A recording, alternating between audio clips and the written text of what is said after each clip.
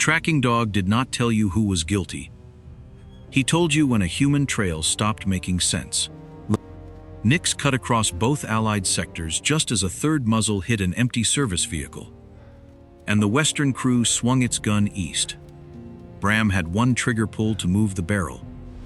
If the shooter wanted no cargo and no bodies yet, what was he trying to make the Allies do? Bram caught cold metal with both hands and drove his weight against the moving housing. A crewman slammed a shoulder into him. Another shouted, "Clear the line, now." The barrel kept turning toward the eastern berm. "Stop the traverse," Bram said. That shot came from behind the lane. "Remove your hands," the crewman said. His boots slipped, then found purchase. "You have no authority here." "Correct." Bram leaned harder. "And you still have the wrong angle." Nix pulled low at the leash, not toward the eastern formation, but across the painted boundary. Ellen reached them at a run. "His access is cleared," she said. "His command is not." The distinction pleased nobody. The empty vehicle's engine ticked after the impact, thin and ordinary under the pressure in Bram's ears. Captain Veda Kaur came through the western line with two soldiers behind her. Her eyes went first to the halted barrel, then to Bram's hands on equipment belonging to her command. "Release it." Her voice was formal enough to sound colder than the air. Bram let go only after the crew locked the movement. The silence that followed felt wrong, as if everyone on the apron had taken the same breath. "The eastern line did not fire that shot," he said. Kaur glanced toward the service vehicle. One panel had folded inward, but no cargo burned, and no body lay beside it. "You saw the origin?" "I saw where it was not." "Pew." "That is not the same answer." "It is enough to delay yours." And one crewman said, "The flash was east." Bram pointed past the vehicle. The pressure came across the lane, not down it. "Look at the empty cab. Whoever fired chose a visible target that did not matter." Kaur's jaw tightened. "You crossed into my weapon position on an inference." "I crossed because your answer was becoming permanent." Ellen stepped between their lines of sight.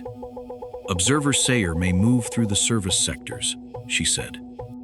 "He may not direct your crew." "Your mandate does not include touching my gun," Kaur said. "Nothing in my mandate would have stopped your shot." "That was not permission." "No, Captain." Bram kept his voice level. "It was a delay." He did not promise there would be no second delay. So he watched Nix instead. The dog had stopped pulling east. His body angled across the lane, nose low over diesel residue and the seam where pavement met ballast. Bram shortened the leash enough to feel direction without forcing it. Nix moved 3 steps, paused at the painted division, then continued as if the line meant nothing to a trail. "What is he showing?" Elin asked. "Human movement." "From which side?" Kaur said. "He cannot tell me that." Bram followed Nix to the edge. The Dutch shepherd's pull stayed low and even, carrying no alarm or certainty, only continuity. The route crossed behind the empty vehicle, cut between cargo frames, and ran through a narrow strip both formations could observe, but neither owned. Kaur's soldiers shifted with them. Not trust. Supervision. Bram felt the time leaving board. Whoever moved there while every eye fixed on the gun line.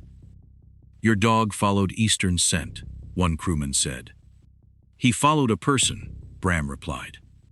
"Nationality is not in the leash." Ellen studied the ground without touching it. "This strip feeds the western casualty lane," she said. "And the transfer edge? How far does it stay unclaimed?" Bram asked. "Far enough to move unseen for seconds, not long enough to disappear." Kaur looked toward the untouched cargo fee. "You are building a theory from an empty truck and a dog." "No," Bram said. "I am keeping an empty truck from becoming a reason to shoot allies," Shuz Cheramard. Kor ordered one soldier to stay with him and sent the rest back. His access remained. His freedom inside it had narrowed. Nix carried the line beyond the vehicle toward the transfer edge, where wet ballast darkened beneath the rails. Bram counted the openings. One service gap behind the cargo frames, one shallow cut beside the apron, one exposed lane leading toward Kor's people. There were too many ways to move unseen for seconds, and too little cover if the next shot landed lower. Ellen saw him looking. "The casualty lane has no hard cover until the engine line," she said. "How long to clear it?" "It is not occupied." Her eyes stayed on the open strip. "Not yet." Behind them, Kor gave clipped orders that pulled her crew back into discipline.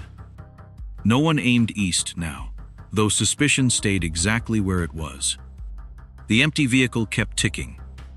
Nix's leash tightened again, drawing Bram toward a hollow shadow under the transfer structure. Then the dog checked his pace and turned along the route instead of into it. Human movement had passed there, recent enough to hold Cass. Bram looked from the untouched cargo to the bare casualty lane and understood only the shape of the risk. The first shot had asked for an answer and failed. Someone was still moving across the line no unit owned, and the western wounded route lay open in front of him. The first round into the casualty lane struck pavement beside a western soldier carrying a folded litter. The second hit the man behind him. He went down hard, and the lane filled with boots and shouted names. The cargo frame 20 yards away remained untouched. Connor. Nix flinched at the impact, but held his low pull toward the transfer edge. "Keep the lane open," Kor ordered. "Armor forward, cover the casualties." Bram saw it. "Captain Tachin, hold the vehicle short of the painted crossing." "You do not direct my vehicle." "Then direct it yourself. 2 meters left keeps your people covered, without presenting the full side east." Kor's stare cut to him, then to the wounded. "Driver, left of the lane. Slow."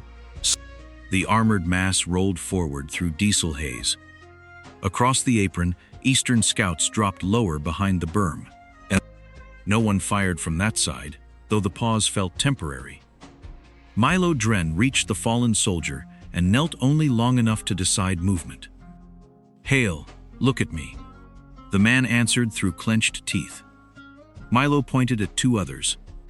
"Take Hale to the engine line. Keep him talking." A second soldier had stopped responding. Milo touched his shoulder. "Jonas, stay with me." Bram moved to the lane's outer edge as another selective impact snapped against the pavement behind them. It was not walking toward the cargo. It was herding people. "Ellen 1, give me a route that separates the wounded from that vehicle." Bram kept his eyes on the apron while she judged the gaps. "Casualty lane to the engine line," she said. "Pursuit route stays on wet ballast. Do not cross between them." "Milo, can you use the engine line?" "For the men who can be carried." Milo waved one pair forward and stopped another. "Hale goes. Jonas stays under armor until I have hands." "You leave him here. The vehicle cannot reverse," Bram said. "I know." Milo looked up once. "Would you prefer I move him through open ground?" "No." The answer cost a future option and kept Jonas alive now. Bram pointed to the narrow strip beside the ballast. "Anyone moving without a casualty stays there. Do not bunch at the armor." Some listened, others waited for Kor. She gave one clipped nod. "Use the strip, my vehicle remains." Ellen stepped near the driver's side where she could be seen. "Your right track is closing the transfer edge." "It is shielding my medic," Kor said. "Both are true." The vehicle shifted half a meter some self. From the east, a radio voice carried across the open air, quiet but sharp. "Western armor, hold your line." Kor answered without looking away from her wounded checked. "We are holding casualties." The same movement meant opposite things. Nix pulled Bram onto the wet ballast. Stones rolled under his boots, and metal vibration came up through the rail transfer edge. The dog's pace stayed steady. No checking, no broken picture. He followed the route behind the empty service vehicle, across the seam between Allied sectors. Then along the shadow of the cargo frame, Bram let the leash tell him continuity, and nothing more. "Still human movement?" Ellen asked as she joined him. "Yes." "East or west?" "Neither answer is in the dog." She nodded toward a scuffed path where the ballast thinned. "That line crosses western access, eastern observation, and the maintenance strip." "Who owns the strip?" "On paper, logistics. On the ground? Whoever reaches it before someone complains." Behind them, medic Milo called, "Hale is moving. Jonas is not." Corps ordered 2 soldiers to hold the armor's rear corner. The machine protected the medic, but its broadside now faced the eastern berm like a closed fist. Bram looked past it to the cargo. Straps tight. Frames intact. No strike marks. The shooter had chosen exposed bodies and ignored the transfer's supposed prize. "The fire moved when the casualties moved," he said. Ellen followed his gaze. "That does not tell us why. It tells us what changes the shooting." Nix increased his pull by 1 measured degree. A figure slipped between the support legs ahead. Human height, dark outer layer, nothing that named a side. "Movement under the transfer edge," Bram said. Corps' assigned soldier raised his voice behind them. "Return to the casualty lane. There is a person on the route. Then identify him." "I am trying." Bram pointed Ellen toward the ballast gap while he kept Nix on the operator. She moved there without waiting for another instruction. "I keep the ballast clear," she said. "You follow the dog. Do not pull casualty traffic after you." Milo shouted from behind the armor. "I need the lane for 1 more carry." Ellen turned and cut a path with exact words. "Casualties stay engine side. Armed movement stays rail side. No crossing." Corps repeated the order in her own voice, making it hers and therefore usable. Bram moved with Nix. The figure ahead did not run in panic. He withdrew with purpose, using the hard armor mass and the wounded movement to break sightlines. Another impact struck near the casualty lane, forcing Corps' people tighter behind the vehicle. The operator had timed the withdrawal to the pressure. Bram reached the first support leg as the figure ducked beneath the structure. The hollow sound below changed from footsteps to metal contact. Nix stopped at the edge, body aligned downward, leash taut but controlled. Bram saw a narrow opening, cut into the transfer bed, black beneath the rails. The operator dropped through it and vanished into the coupling pit. Bram reached the steel lip. Below, metal rang once and moved away. He tightened the leash and committed to the opening. Bram went down the vibrating metal stair, with Nix tight to his left and the injured root still ringing below. The operator had not run blind. A length of steel grating shifted across the lower landing and slammed against the rail, cutting the straight descent in half. Bram caught the handrail before his weight went through the gap. Brake dust lifted around his boots. "Route blocked," he called. "How much room?" Ellen asked from above. "Half a stair. He wants the lower passage." "Upper exit is moving. Second man." "Keep it open. Do not follow me down." "I know what the stair does." Bram looked through the frame. The first operator backed toward the far side of the coupling pit, one shoulder turned, keeping the narrow passage between them. He was not trying to disappear. He was buying seconds. Nix held a low pull but shortened his step on the vibrating tread. Bram kept the leash close and moved around the bent grating fore. The operator kicked the lower panel loose. Metal struck metal with a hollow ring. Bram shifted aside, lost half a step, and felt the root close again. "Stay high," he told Nix.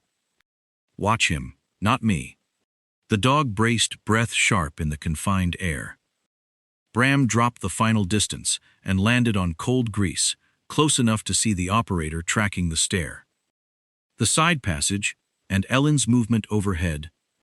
The man came forward only when Bram moved for the far access. That answered part of it. He was defending the path, not his own distance. Bram caught the first impact on his forearm and drove him off the center line. The operator gave ground, then turned Bram into the stair support instead of following through. Pain flashed through Bram's shoulder. He is holding the lower root, Bram said. Second operator is trying to close the top, Ellen replied. I can stop the panel, I cannot hold both. Stop the panel, let the second man choose. A scrape sounded above. Then her boot struck something heavy. Panel stopped, she said. Second man is still here. A faint double knock traveled through the steel sabak. The operator held through the first beat and moved on the second, as if someone above were setting his intervals. The man in front of Bram heard it too. His expression did not change, but his next movement did. He abandoned the center and reached for a narrow side rung where a dark cable ran along the wall. Bram saw the repeated glance between the cable, the far exit, and the opening Ellen had kept from sealing. You are not guarding yourself, Bram said. You are guarding time. You came down for a man, the operator said. Wrong reason. Then leave the route. You first?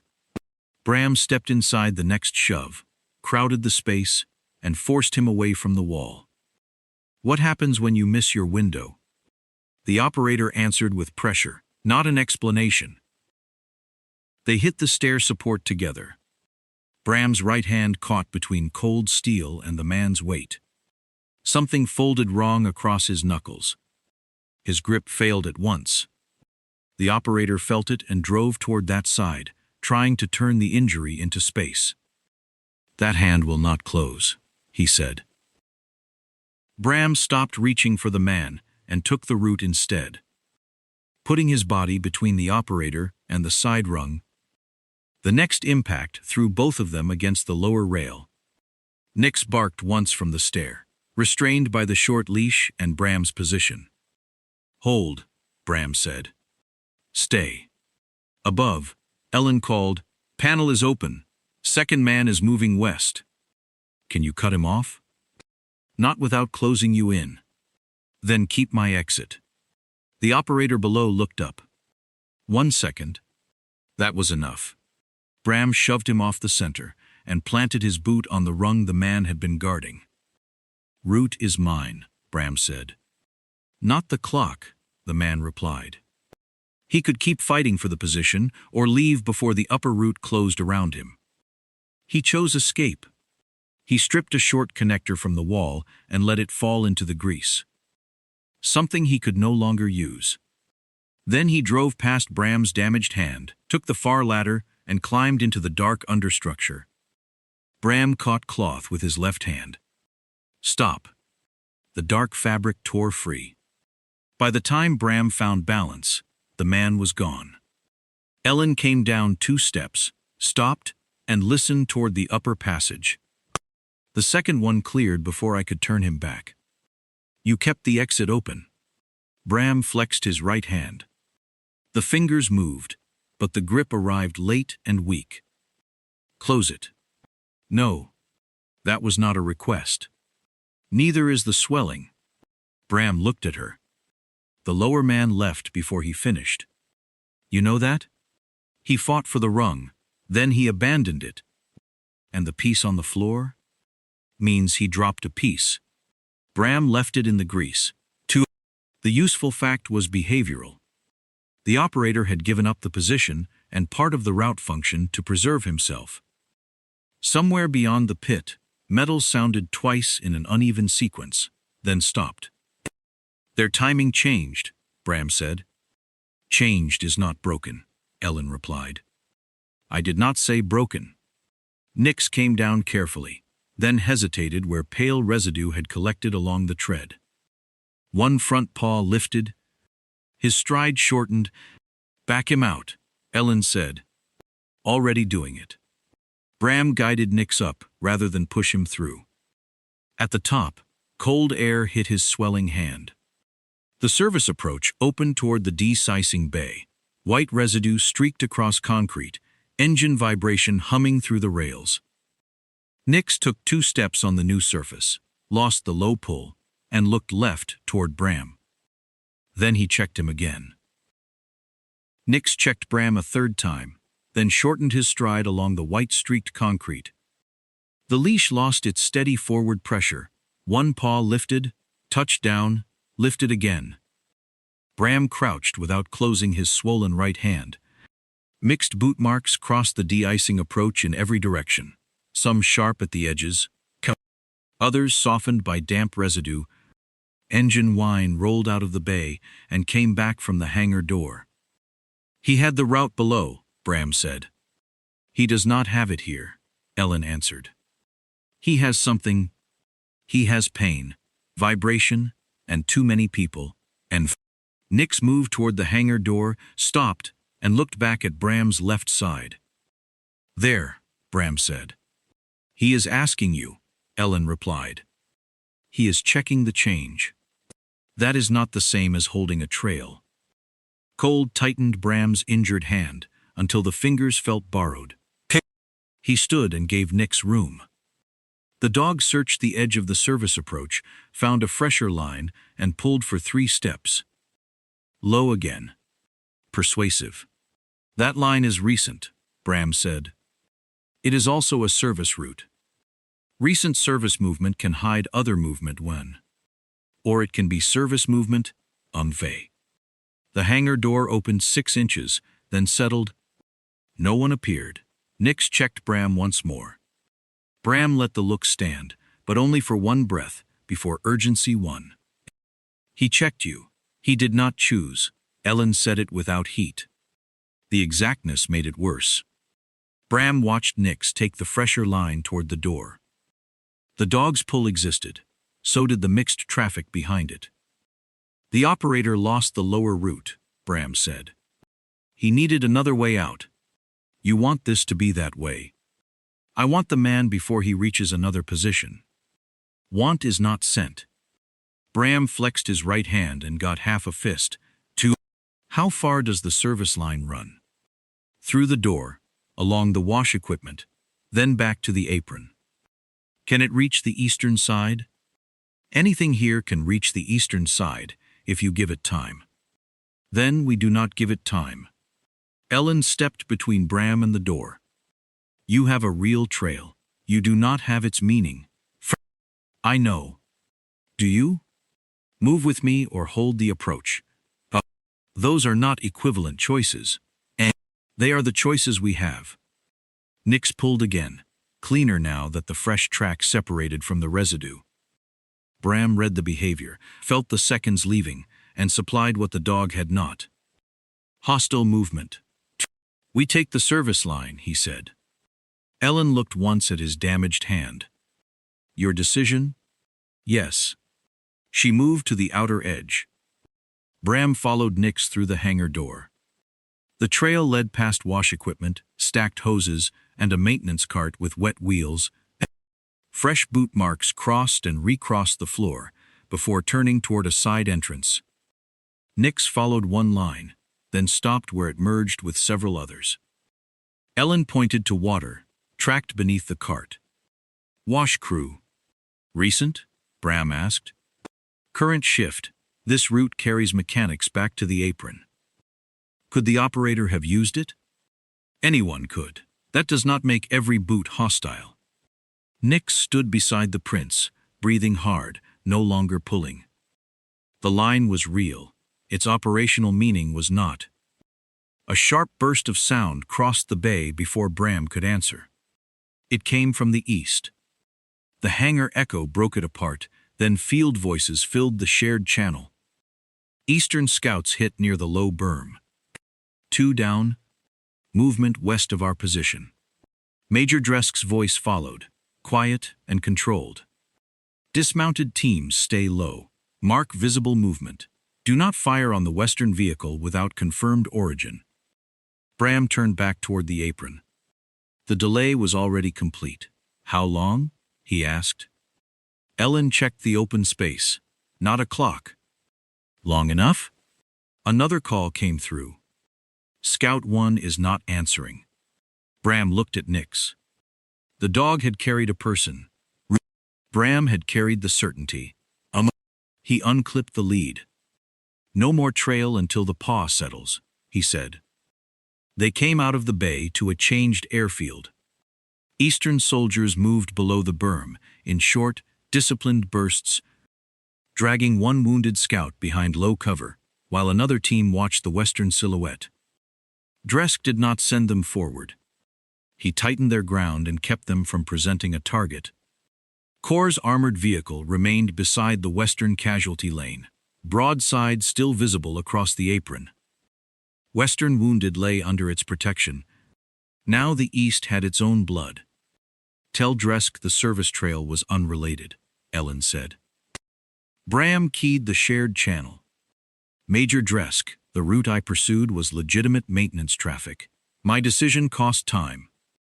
Silence held for a beat. Then Dresk answered, Your decision did not fire on my scouts. No. It moved you away from the people who did. Yes. Then stay where I can see you. Bram accepted the order without argument. Nix lifted the irritated paw and looked toward him again. Bram loosened the leash. Not his error, Ellen said. Mine. He looked across the apron. The observation towers stood untouched against the cold sky. The cargo frames still carried every strap, and no strike marks, no smoke. On both sides, men now bent over wounded bodies, while the things everyone had called valuable remained exactly where they were. Explanation had lost weight. Blood had gained it. Bram kept his eyes on the spared cargo frame, while men on both sides worked over the wounded. Gray shock cases sat 3 high, beneath black straps, scheduled to leave before dark, and still untouched. The tower glass held the same cold sky. Even the marked crossing remained open between formations that no longer trusted the space. His right hand would not close cleanly. Nix stood beside him with one paw lifted, breathing faster than the work required. Bram almost shortened the leash, then stopped himself. He let it fall slack instead. We stop, he said. Ellen looked at the dog first. For how long? Long enough to know whether he can work. And while you decide, we lose time. We are already losing lanes. Bram crouched and ran his left hand along Nix's foreleg. The dog placed the paw, shifted weight away, then tried it again. A limit, not an answer. Behind them, stretcher wheels caught against a seam. Across the apron, Eastern voices stayed low near the berm. The first shot hit an empty truck, Bram said. Then they hit moving casualties and left these cases alone. Ellen folded one glove into her palm. That is a pattern. The towers are untouched. So is the crossing. Half the airfield is untouched. Not the people. She watched Corps' armor, and Major Dresk's low ground. People are easier to hit than steel. They are also easier to make afraid. Ellen walked to the metal barrier and put both hands on it, testing how far it could travel before the cargo frame stopped it. Corps cannot reverse that vehicle. Milo left Jonas under its cover. Move the armor and you expose him. Leave it there and Dresk sees a Western silhouette holding the crossing. Then we separate the formations from the crossing. With what? This lane ends here. Bram looked from the barrier to the wounded positions. He waited before speaking, hearing Ellen's earlier correction in the pause. Nix had carried a trail. Bram had supplied certainty. This was different, only if he kept observation and conclusion apart. Empty vehicle, he said. Cargo spared, towers spared, fire follows wounded movement. Their people leave before either side can see a common enemy. Ellen's hands stayed on the barrier. Your conclusion?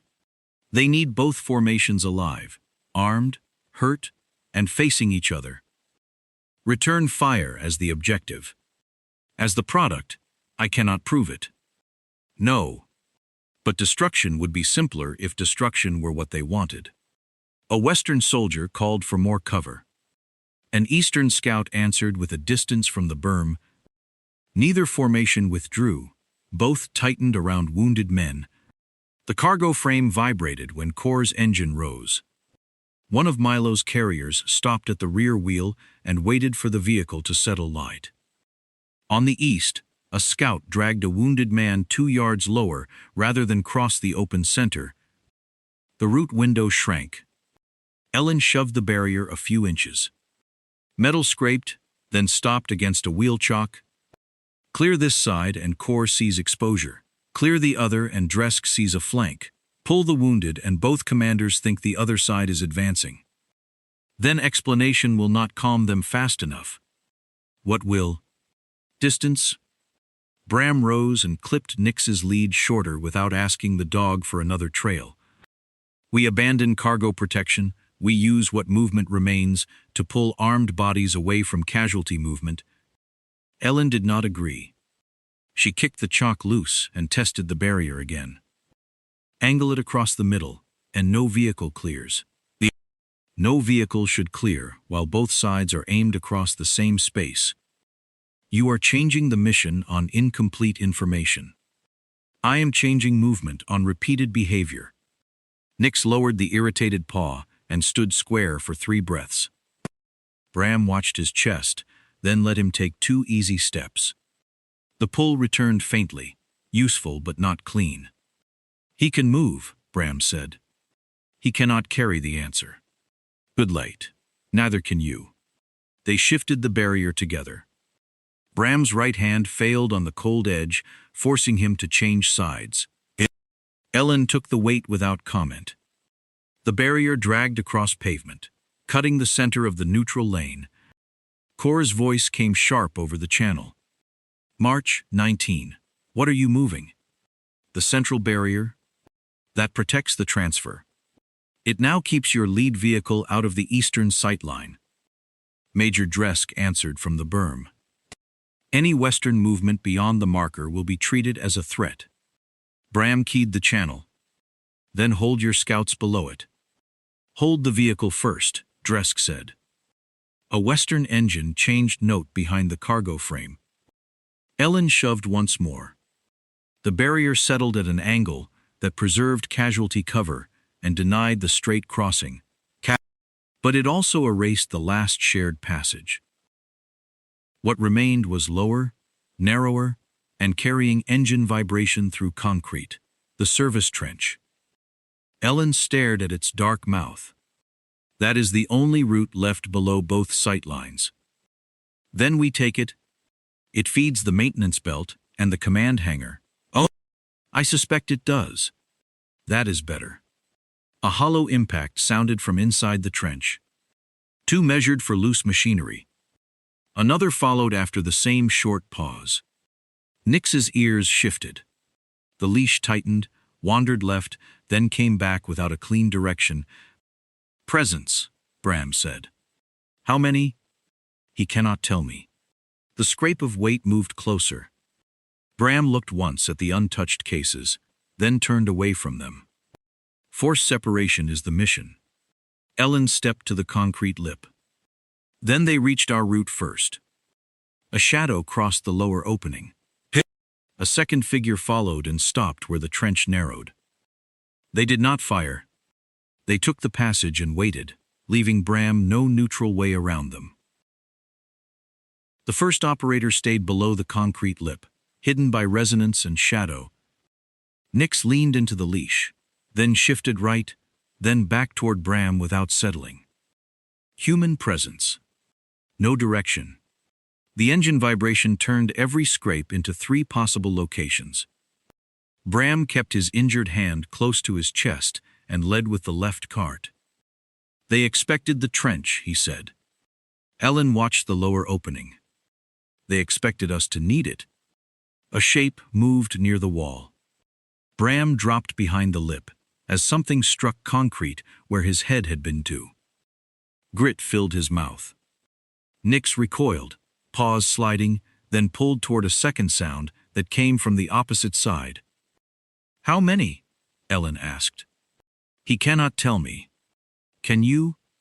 "More than 110. The close team pressed without rushing. One operator held Bram at the lip, while another moved deeper along the trench, using the engine noise to hide distance. The pattern was too exact to be chance. They had seen how Bram separated armed movement from casualties. They had watched him favor the only route below both sightlines, and now they were taking that route away. "We do not clear it," Bram said. "We keep an exit." Ellen looked toward the barrier behind them. "The neutral lane is closed." "Then make another opening." "With what?" "Whatever moves." "That answer does not move steel." "You do." Bram slid over the lip before the lower operator could gain the angle. His right hand touched concrete and failed to hold his weight. The delay cost him position, but a shoulder caught him against the trench wall, hard enough to empty his breath. He turned with the pressure, blocked the route with his body, and forced the operator away from Nix. The dog barked once, but did not lunge. The leash pulled toward movement, then slackened when resonance changed. "Nix, stay." Bram heard Ellen above, dragging the metal barrier against its stop. "I can open the west edge," she said. 10 seconds, perhaps less. "Open it. Do not come down." "I had no intention of joining you in a hole." And another operator appeared deeper in the trench, not attacking Bram directly. He was moving past him toward the hangar feed. The first man's job was not to win the fight. It was to hold Bram where his damaged grip mattered. Bram drove forward to break contact. His right fingers closed late around fabric and slipped free. The operator used that failure, caught Bram high, and sent him shoulder first into the concrete lip. And pain cut down his arm. His reach vanished. For one beat, he could not lift the shoulder at all. He reached for the operator, but the arm stopped at rib height, leaving open the space he meant to close. The deeper operator kept moving. "Route is passing us," Bram said. Ellen answered, "Then leave it before it closes behind you." The close team increased pressure when Bram turned toward the exit. They had been waiting for that choice. One body blocked the west opening while another struck from the trench wall, forcing Bram back into the narrow center. Nix gave a sharp check toward Bram's left, then another toward the engines. Useful warning. No clean source. Bram stopped trying to find the whole picture. He watched feet, breath, and where the operators refused to stand. "They want the hangar access," he said. "They already have the far half," Ellen replied. The metal barrier screamed across pavement above Kut. A wedge of daylight opened at the west edge. Now, an operator drove the barrier into the gap. Daylight narrowed. Nix's leash caught beneath it, and Bram gave up the deeper route to free the dog. Bram used his left arm to shield Nix and drove toward the gap. His right hand could not secure the leash, and his shoulder would not rise past his ribs. An operator reached for the dog's line. Bram turned his body between them, took the impact across the injured side, and lost balance. Ellen caught the back of his jacket and pulled while he pushed with one leg. They cleared the opening together. Nix came through last, controlled and breathing hard. Ellen slammed the barrier against the trench mouth, not sealing it, only forcing the close team to choose a slower exit. "Can you lift the arm?" she asked. Bram tried. The shoulder stopped halfway enough to be disappointed. That is not a measurement. It is the one available. Below them, the operators did not follow. Their movement continued east through the trench. From the service edge, Bram saw figures emerge near the command hangar access. They did not spread to hunt him. They took positions that preserved the route and looked back toward separate points along the apron. Waiting for something that did not arrive, one raised a hand, lowered it, then repeated the same short signal toward the hangar. The hand rose twice, paused, then cut down on the interval Bram heard through the coupling pit. Another held movement until a distant voice cut through the engine noise. Hold the interval. Visual correction follows. Sparse words. No explanation. The waiting teams moved only after the line came again from closer ground. Bram understood the behavioral fact. Whatever remote sequence they had used was no longer clean. Someone would have to see the crossing and correct the timing directly. They won the trench, Ellen said. Bram kept his eyes on the hangar. Yes. And the neutral lane? Yes. No hidden advantage balanced it. His hand was weak, his shoulder had lost range. Nix was more tired. And the enemy held the route Bram had chosen. Behind them, Western casualty calls rose, as Milo's people shifted one of the wounded. Corps' lead vehicle changed engine note. Its front mass edged away from the casualty lane, moving forward to restore cover. Ellen turned toward it. Bram did the same. The vehicle rolled its first foot toward the marked crossing. The lead vehicle rolled its first foot into the marked crossing. Slow enough to look controlled and heavy enough to make control irrelevant. Its engine note deepened as Corps' driver brought armor toward Milo's casualty position. Bram saw the logic at once. Jonas still lay under the vehicle's protection. Hale had been moved only as far as the engine line. And the open lane gave the medic nowhere else to work. "Captain, hold the front edge," Bram called. His right hand would not close, and his shoulder stopped below chest height. Corps looked through the side opening. "My medic requires cover." "He does. The crossing does not," Mallow shouted from behind the armor. "Jonas is moving now. I need the vehicle forward, or I lose the shield." Across the marked line, Dresk's scouts dropped lower around their own wounded ill. They did not bring a vehicle forward. They tightened their dismounted shape, instead, rifles covering visible movement. Dresk's voice came over the shared channel. "Western lead vehicle, stop short of the marker." Corps answered, "We are moving for casualties. Your front mass is crossing my wounded sightline." The vehicle kept moving. Nix stood close to Bram's left leg, tired and panting, his leash slack. He offered no answer. None was needed. The same motion was protection from the west and threat from the east. Elin reached the crossing before the vehicle's front edge met the painted line. She dragged the metal barrier off its angle and planted it across the lead wheel path. The driver braked, but the armor still touched steel with a flat, grinding shove. "March, clear my route," Corps said. "Your route creates their firing picture," Elin replied. "My route protects wounded personnel." "Both are true." "Then, move the barrier." Elin put one boot against its base. "Shift left. Keep the casualty cover. Lose the crossing." Corps leaned toward the driver. "Proceed 1 meter." The barrier scraped under pressure. The steel jumped against her boot and threw her sideways. She caught the frame with one hand, felt the radio strike her ribs, and got back behind the barrier before the wheel could take the straight path. Elin stayed with it. Bram moved closer, counting what he could still reach with one good arm. Dresk's scouts spread in short bounds around the eastern wounded, taking low ground instead of matching the armored advance. "Western vehicle has crossed half the visible line," Dresk said. "No return fire without confirmed origin." Corps' answer was immediate. "Major, control your formation." "I am controlling it." Elin keyed the local channel. "Driver, left correction now." Corps cut across her. "All Western elements,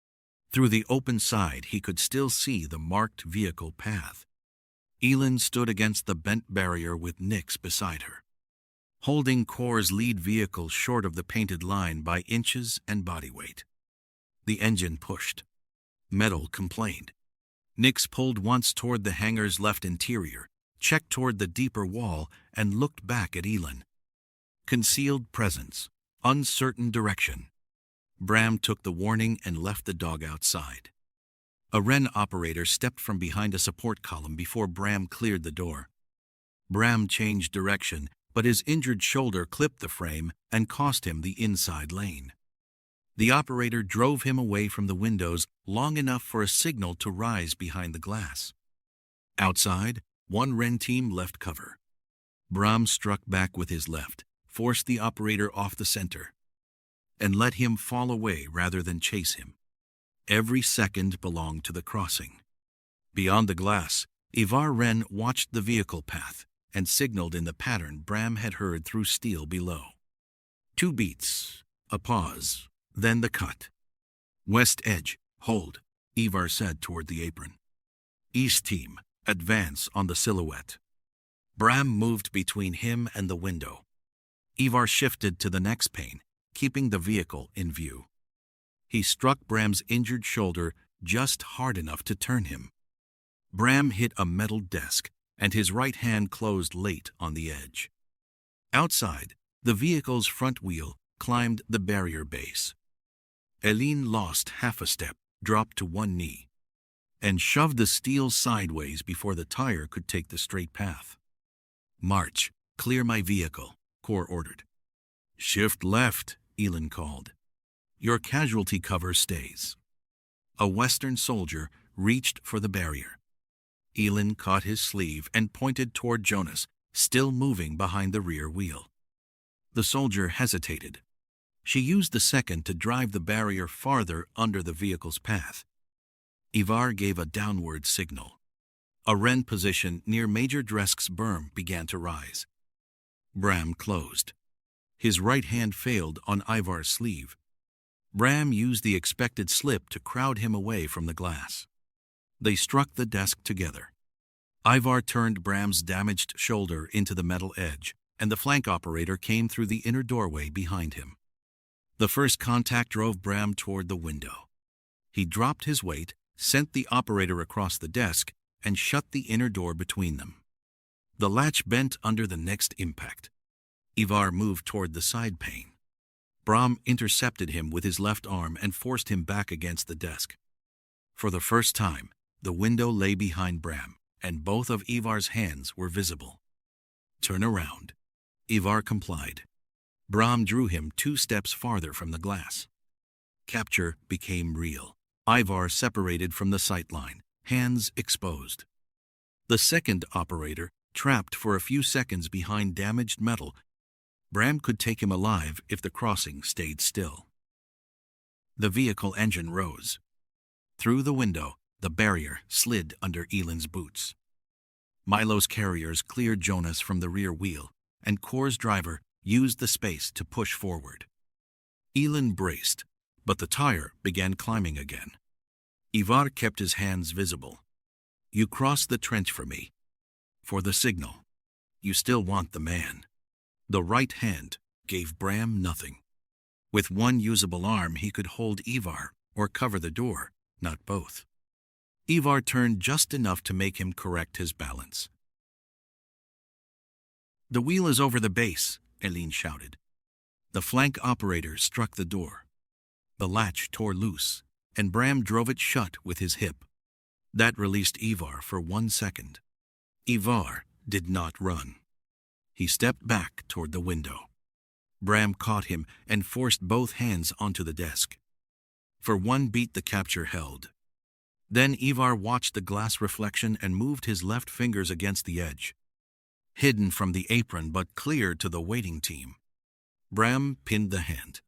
Call them off. Take me out, Ivar said. See what happens without correction. The door struck Bram's back. His shoulder collapsed under the impact, and his right hand lost Ivar completely. Ivar stepped free, raised both hands as if yielding, and placed himself between Bram and the window. "Turn away from the glass." Ivar obeyed slowly. His right hand stayed high. His left lowered beside his body where the reflection carried it to the apron. Eland's barrier shifted another 6 inches. A Wren shooter behind the vehicle's apparent wake came up. On the eastern side, one of Dresk's soldiers rose toward the western silhouette. The sequence joined in Bram's sightline. Wheel forward, hidden muzzle. Eastern, answer. Capture required distance, control, and time. Prevention required one immediate act. Last chance.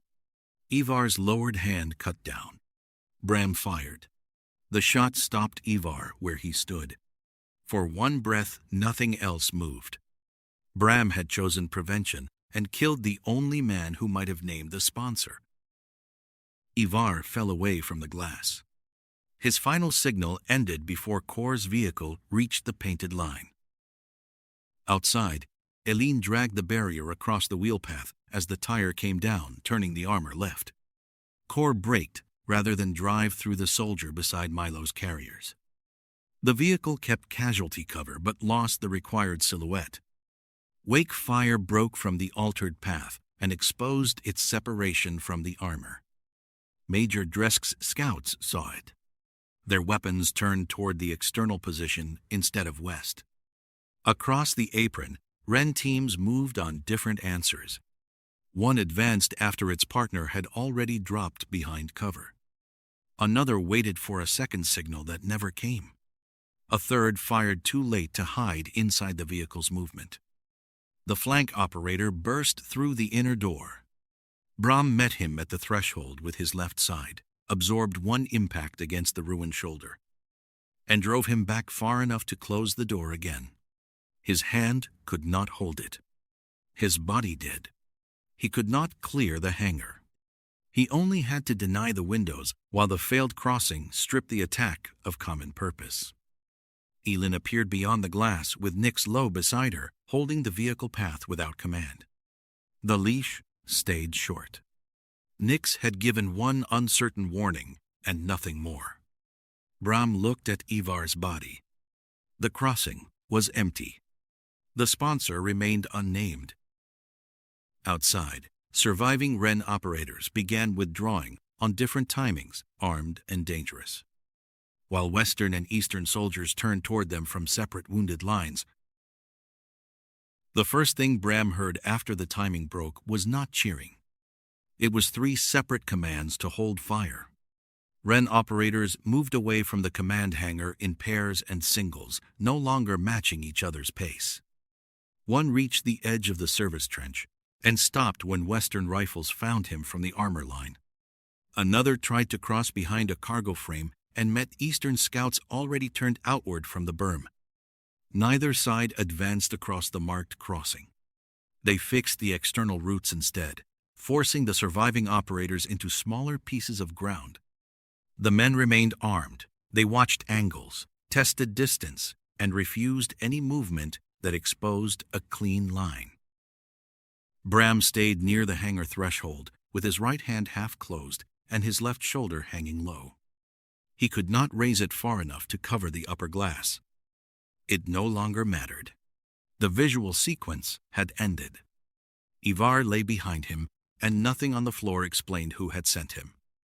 Outside, Kor's lead vehicle held left of the painted line. Dresk's scouts stayed below their own low cover. The crossing between them remained empty. No one called that victory. They only kept their weapons pointed away from each other and waited for the unsynchronized Wren teams to run out of useful ground. The evacuation lane formed in 2 halves. The handoff had been marked for both formations that morning.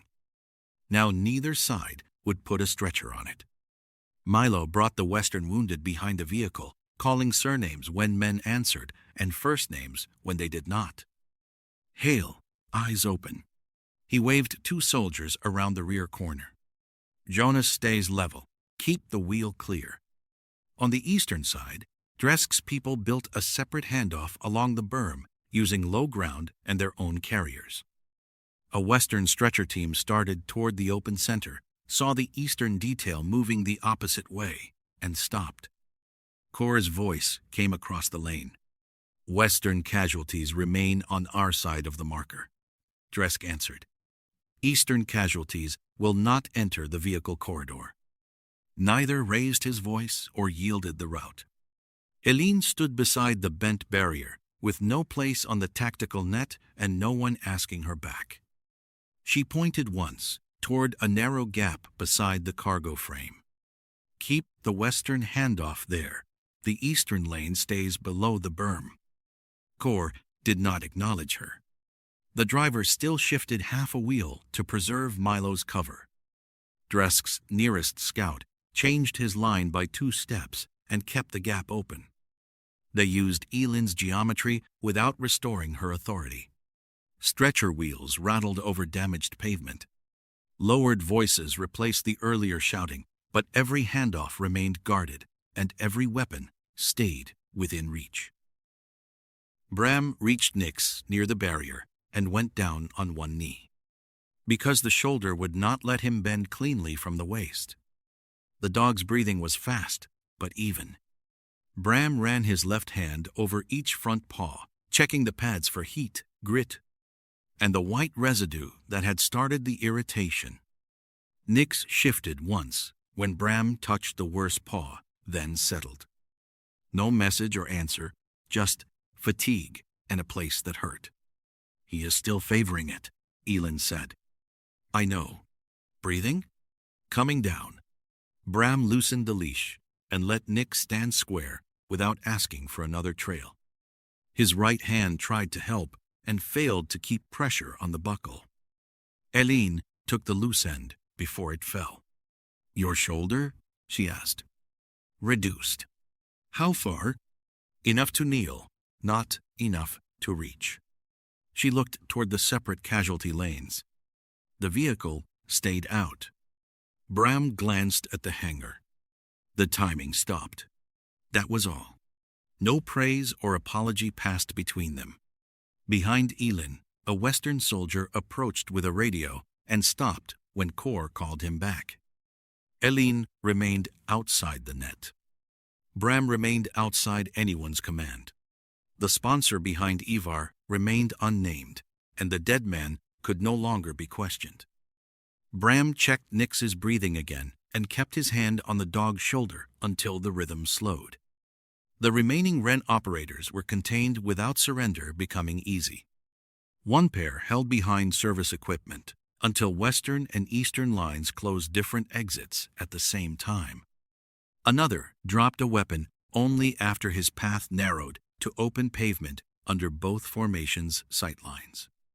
The last group stayed low near the trench mouth, cautious enough to survive and too separated to rebuild the sequence. Orders passed around them in short phrases. Hold. Watch. Do not cross. No one crossed to collect prisoners from the other side's ground. Each formation covered its own approach and left the center clear. Milo's teams moved west with their wounded. Dresk's carriers moved east along the berm. No stretcher entered the other side's lane. Kor kept the lead vehicle between her casualties and the apron. Dresk kept his scouts below the exposed line. Bram watched the distance remain in place, even after the external threat stopped moving. Cooling engines clicked, while fabric snapped against poles near the transfer edge. The western flag hung above the vehicle line. The eastern flag stood beyond the berm. Between them, the marked crossing stayed empty. The separate casualty handoffs continued. And the same wind moved both pieces of cloth.